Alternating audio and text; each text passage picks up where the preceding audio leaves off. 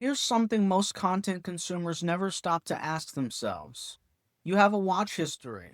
It's right there on the platform, everything you clicked into, how far you got, that red bar under the thumbnail that tells the platform and tells you approximately how much of the video you actually consumed. Most people treat that as their record, their log, their archive, their account of what they've been watching and why.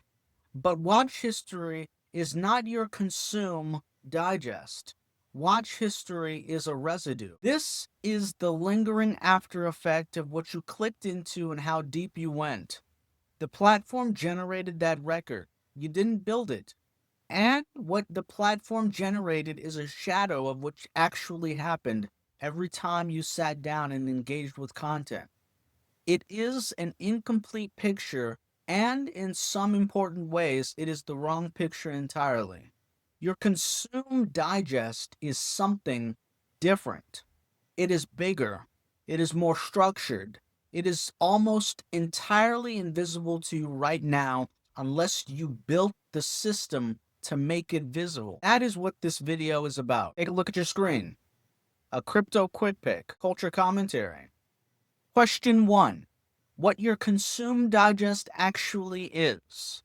Most content consumers think their watch history and their consume digest are the same thing.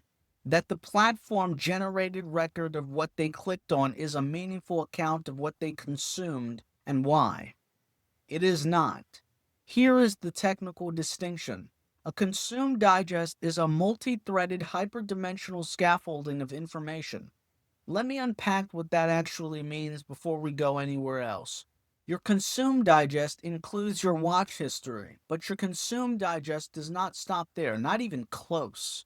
It includes the synthetic watch history. A deliberate constructed playlist that functions as an authored record of your consumption, separate from whatever the platform is generating on its own. Some people pause or disable their watch history because it shapes their algorithm in ways they don't want. If you've ever done that, you may already have started building a version of this without naming it. A manual playlist you maintain to capture what you're actually watching because the platform's native record became unreliable the moment you cut it off. But beyond synthetic watch history, your consume digest includes everything you've encountered as a cultural reference point that was never indexable by the platform to begin with. That is the key distinction. Think about how you actually consume content. Think, you open YouTube, you scroll, you read titles, you scan thumbnails, you swipe through shorts, and pause just a fraction of a second longer on some than others. And the platform is already registering that pause. You move through your subscription box for 6 minutes just to get back 1 week. You read dozens of titles without clicking a single one. You encounter a creator you've never seen before, recognize the subject from the thumbnail, and scroll past because the timing isn't right. And none of that gets saved anywhere. All of that is your consume digest. None of it is in your watch history. Your consume digest can be something as expansive as a full year of traversal across YouTube, across every category and subcategory you move through. It can be something as immediate as scrolling through Twitch, swiping through TikTok, scrolling through a Shopify page, or moving through a web browser without even clicking into a search box, just using search to understand what kinds of websites exist in a given space. A TV guide, if you still use one, is a consume digest. Everything you encounter as a cultural reference point is a part of your consume digest. Whether you clicked, whether you saved, whether you noted it consciously or registered it without realizing.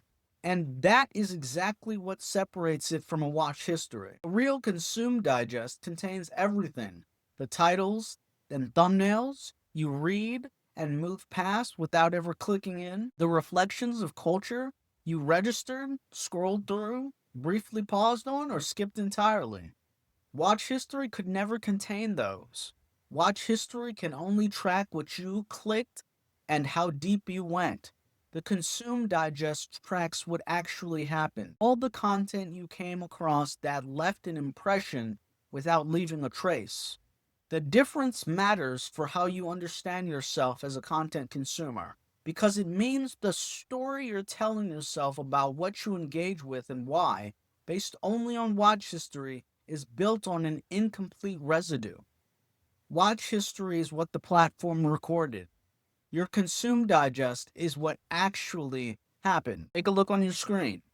Crypto 4, a quick pick series. Titles and thumbnails. Titles and thumbnail. Question number 2. The temporal playlist is the instrument that makes your consume digest visible. When you build a temporal playlist for a specific quarter, say a playlist for a Wednesday of Q3 2024, sorted by date added oldest first, and you start scrolling from the beginning, you're not just looking at archived videos. You're looking at a model of a content consumer at a specific moment in time. Now, what that model actually shows you depends on one thing first. How much content are you consuming?